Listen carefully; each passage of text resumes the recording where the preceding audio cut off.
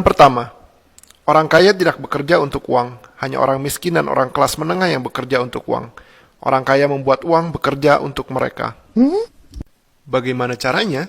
Pertama-tama kita harus mengerti apa itu aset dan apa itu liabilitas. Kita semua tahu apa itu pemasukan dan apa itu pengeluaran. Sekarang kita harus tahu apa itu aset dan apa itu liabilitas. Apa? Kamu juga nggak tahu apa itu aset dan apa itu liabilitas? Ya, singkatnya, aset adalah sesuatu yang menghasilkan uang untuk kantong Anda. Dan liabilitas adalah sesuatu yang mengeluarkan uang dari kantong Anda. Mudah bukan? Baik, kita coba kuis mendadak. Sebuah rumah itu adalah sebuah aset atau liabilitas. Kalian punya waktu 5 detik untuk menjawab. Ya, apakah Anda bisa menebaknya? Jawabannya adalah bisa keduanya. Sebuah rumah yang dipakai untuk keperluan pribadi adalah liabilitas karena uang keluar untuk membayar listrik, pajak, air, dan biaya pemeliharaan. Rumah yang dipakai untuk disewakan atau usaha adalah aset karena menghasilkan uang. Dari kisah di awal, si orang yang mempunyai pemasukan besar, gajinya 80 juta, tapi kemana dia gunakan uangnya? Apakah ke aset atau ke liabilitas? Rumah dan mobil dia menghasilkan uang kah? Tidak, saudara-saudara, inilah jebakan untuk orang menengah. Mereka membeli liabilitas yang mereka kira adalah aset. Pelajaran kedua, melek secara finansial. Jadi kalian sudah tahu apa itu pemasukan dan pengeluaran. Dan Anda juga sudah tahu apa itu aset dan liabilitas. Mari kita belajar arus kas atau uang. Sering disebut dengan cash flow.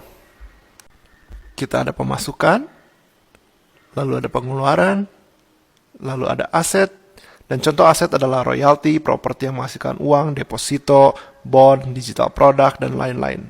Aset akan memasukkan uang ke pemasukan. Lalu ada liabilitas. Contoh liabilitas adalah mobil, rumah, cicilan kartu kredit, cicilan rumah, cicilan mobil, makanan mewah, pacar. Nani? Eits, tentu saja ini tergantung pacar Anda, maintenance-nya tinggi atau tidak. Liabilitas menambah pengeluaran. Orang miskin akan mempunyai pemasukan yang sama dengan pengeluaran, tidak ada sisa. Orang menengah akan mempunyai pemasukan lebih besar, tapi sisa tersebut dimasukkan ke liabilitas yang mereka pikir adalah aset. Orang kaya akan langsung memasukkan atau sisihkan uang mereka ke kolom aset baru pengeluaran. Dan aset yang mereka masukkan, uang akan menghasilkan pemasukan yang kemudian akan dimasukkan lagi ke dalam aset, dan seterusnya. Inilah kenapa orang kaya makin kaya dan orang miskin makin miskin. Pelajaran ketiga, pikirkan bisnismu sendiri. Dari kecil, Kiyosaki diajarkan untuk tidak mengandalkan gaji dari orang lain. Tentu saja tidak ada yang salah dengan gaji di awal. Anda tak perlu keluar dari pekerjaan Anda. Tapi jangan sampai Anda ketergantungan dengan pekerjaan Anda. Sisihkan uang, waktu, dan pikiran untuk membuat bisnis Anda sendiri. Bisnis adalah sebuah aset.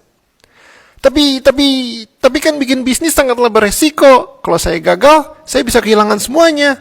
Betul sekali. Kalau gampang, semua orang sudah menjadi kaya raya. Dan di bisnis Anda pertama kali, kemungkinan besar Anda akan gagal. Sangatlah jarang orang sukses di bisnis pertamanya. Wah, bahaya dong. Tentu saja. Tapi lebih berbahaya kalau Anda tidak mencobanya sedini mungkin. Karena membangun bisnis memerlukan pengalaman. Semua pengusaha sukses mempunyai lebih banyak gagalnya daripada suksesnya. Tapi Anda hanya perlu 1 kali sukses dan semuanya akan setimpal dengan kerja keras Anda. Jadi, sisihkan uang, waktu, pikiran.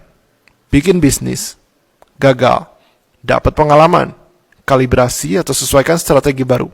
Sisihkan uang, waktu, pikiran. Lakukan terus hingga Anda sukses mempunyai bisnis atau aset.